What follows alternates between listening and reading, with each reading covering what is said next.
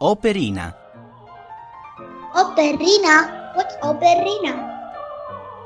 Operina, o que é Operina? Operina, che cos'è Operina? Operina? Che è Operina? Operina, an opera podcast for kids with Jessica Cambio. Hello and welcome to listeners everywhere. Benvenuti, willkommen, bienvenue. This is Operina, a new opera podcast for kids. I'm your host, Jessica Cambio. In today's episode, we'll be hearing the story of Giacomo Puccini's La Bohème. Before we get started with today's very first episode, we've asked a few guests what they think opera is. And here's what they had to say. Opera is a high-noted voice, like...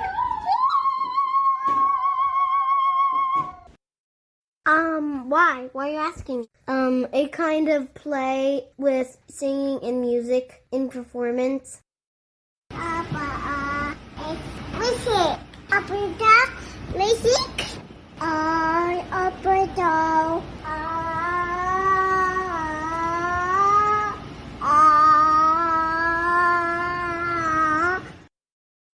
Is a place where you sing, and I also think where it is you talk. You wear a gown and you play bad guys, right? So I think opera is a theater where people with very loud voices usually sing something that I can't really understand. Opera is there's the mixing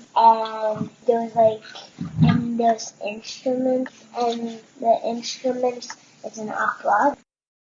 It's when people play instruments and sing music. An opera is like a theater where you can go to see shows like singing and people in costumes and things like a movie, except it's people in costumes. It's when people sing like this. Hallelujah. Wow, those were some incredible responses. Thank you so much to my wonderful special guests this week. If you would like to be a guest on the Operina podcast, please send your submissions in any language to operinapodcast@gmail.com. And don't forget to stay tuned at the end of the episode for a very special quiz. Let's get started.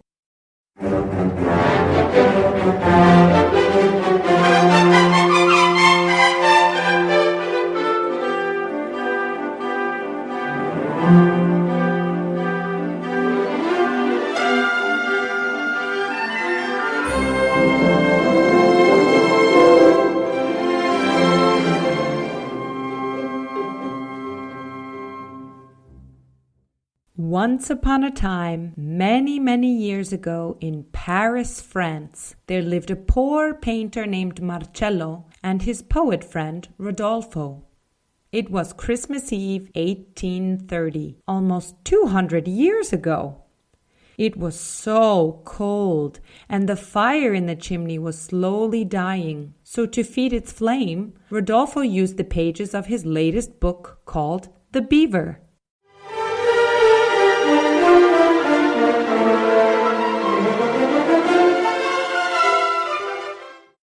Soon the boys were joined by their roommates, Colline the philosopher and Schaunard the musician. They brought all sorts of food and drinks like salame, bread, and wine. And Schaunard even brought some money he had earned after pet-sitting a very noisy parrot, Il Pappagallo named Lorito. While celebrating, they heard a loud knock at the door. It was the landlord, Benoit, coming to collect the rent, l'affitto. After tricking the old man with some funny red wine, il vino rosso, the friends sneakily threw him out of the apartment without paying.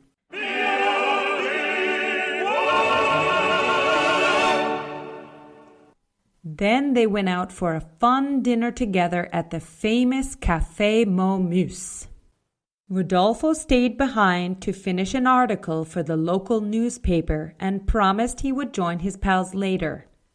As he began typing, he suddenly heard another knock at the door, this time a little less loud.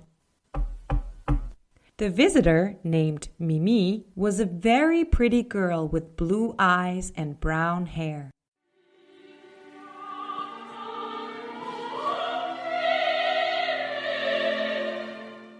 She lived downstairs, but her candle blew out, so she came up to ask her neighbor for a flame. As she entered the room, Mimi suddenly felt very, very weak. Rodolfo gave her a sip of wine, relit her candle, and helped her to the door. She quickly realized, however, that she had somehow lost her key, la chiave, in the confusion. Just then, the wind gusted and both candles blew out. As the two searched for Mimi's key in the dark, Rodolfo secretly found it and slipped it into his pocket without telling her.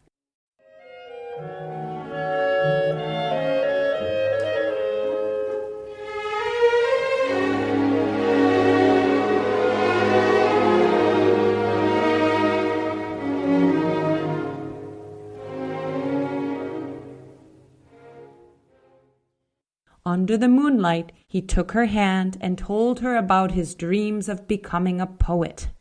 She also told him about her life, all alone in her apartment, embroidering flowers and waiting for the spring to arrive, la primavera. Rodolfo's friends returned, calling up to him from outside, reminding him to join them for dinner. He told them he and a guest would be along very shortly. Happy to have found each other, Mimi and Rodolfo left arm in arm for the Café Momus.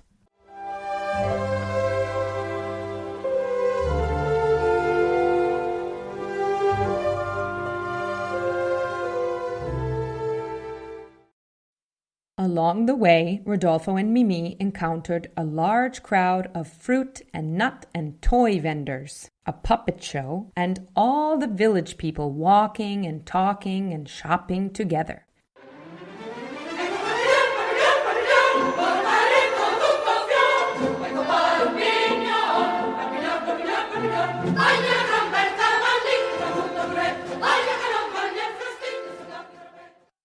He bought her a beautiful pink bonnet, una cuffietta rosa, and introduced her to his friends. They all sat down and ordered some yummy supper. During dinner, Marcello's former sweetheart, Musetta, made a very noisy entrance into the cafe with a man named Alcindoro and a cute little puppy. No, it's Musetta!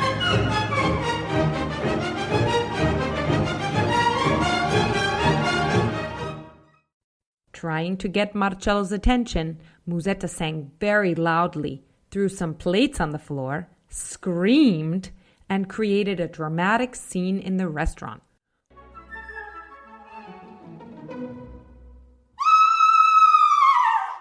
She sent Alcindoro away to buy her some new shoes, le scarpe, and then ran into Marcello's arms before he could come back. Just then, some soldiers and trumpeters marched by the cafe waving their red, white, and blue French flags, and the crowd sang and danced and laughed the night away.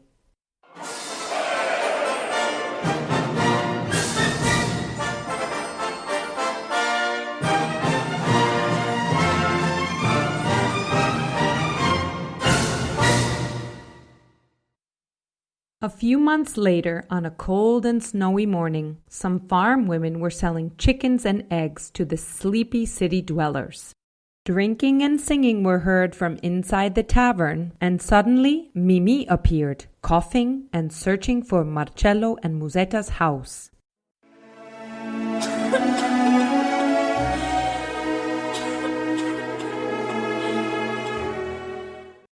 When she found them, she told the painter about the trouble she was having with her love Rodolfo and his crazy jealousy.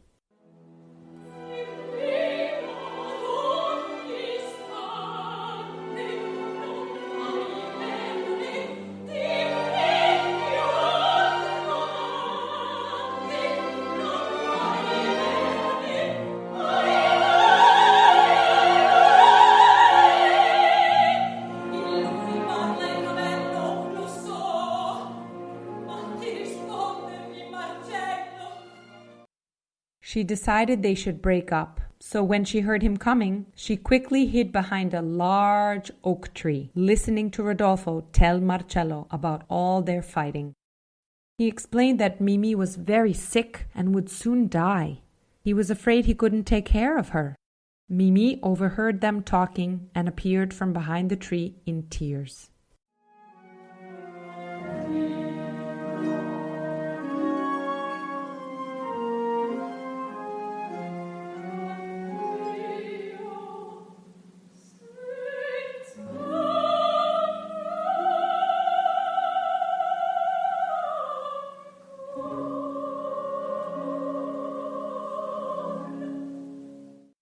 Sadly, she said goodbye to Rodolfo, and they left remembering their love and the springtime.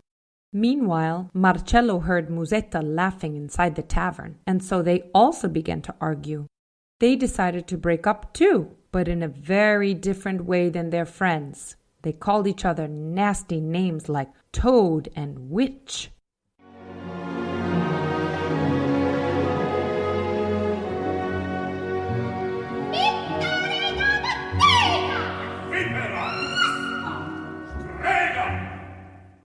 And as the snow fell down, the couples disappeared. Many months later, inside their attic apartment, Rodolfo and Marcello, now separated from their girlfriends, reflected on their loneliness.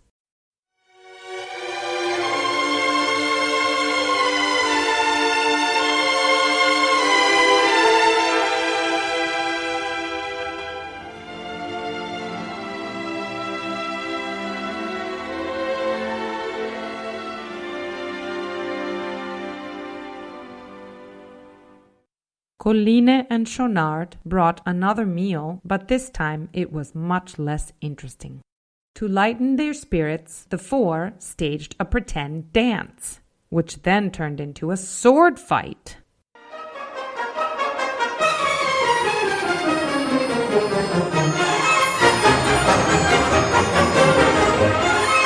Musetta! Suddenly, Musetta burst in with news that Mimi was outside, too weak to climb the stairs. Rodolfo ran down to her aid, and Musetta explained to the boys that Mimi had begged her to be taken to Rodolfo to die.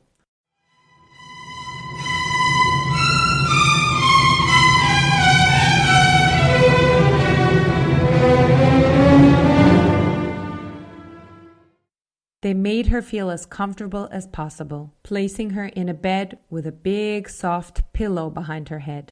Musetta asked Marcello to sell her earrings so they could buy some medicine for Mimi, and Colline also went to sell his overcoat, La Vecchia Zimarra. All alone, Mimi and Rodolfo remembered their first meeting, the happy days they spent together, and her pretty pink bonnet.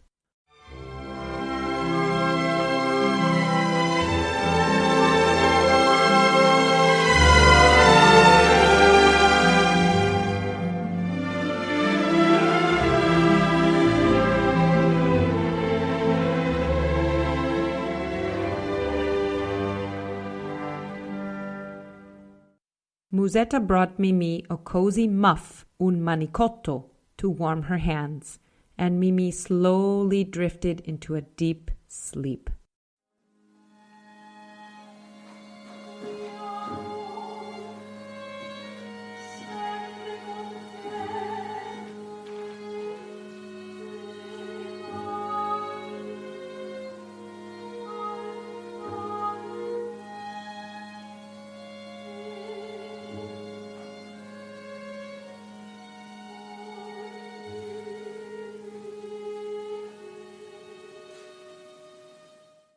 Musetta prayed for her, but it was too late. The friends realized that she was gone, and Rodolfo cried and cried.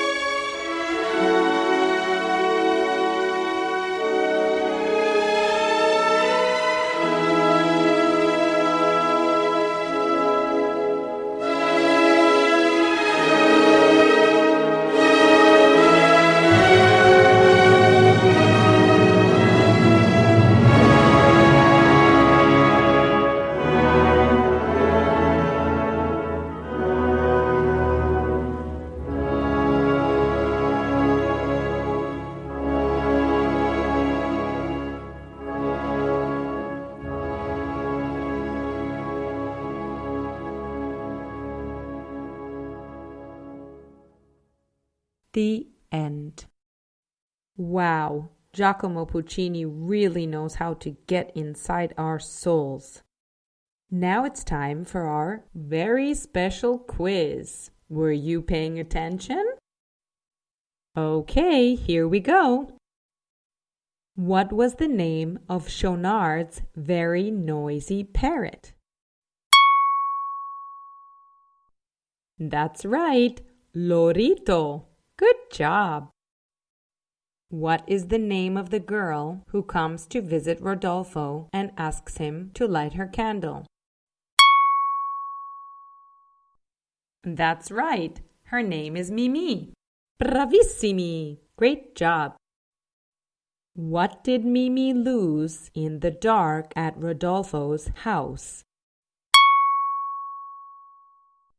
That's right. Her key. La chiave. You're acing this one. What are the colors of the French flag? That's right. Red, white, and blue. Great job. Okay, last chance. What are the names that Marcello and Musetta call each other? That's right. Toad and witch. Rospo. Strega. Fantastic. You guys passed this quiz with flying colors. High five. Thank you so much to my special guest stars from around the world. This episode featured Zach and Aaron from Rhode Island, David from Rhode Island, Emilia from New York, Tristan from New York, Leonardo from Brazil, Alessandra, Rafi, and Valentina from Rhode Island, Federico from Italy, Anthony from Florida, and Alice from Italy.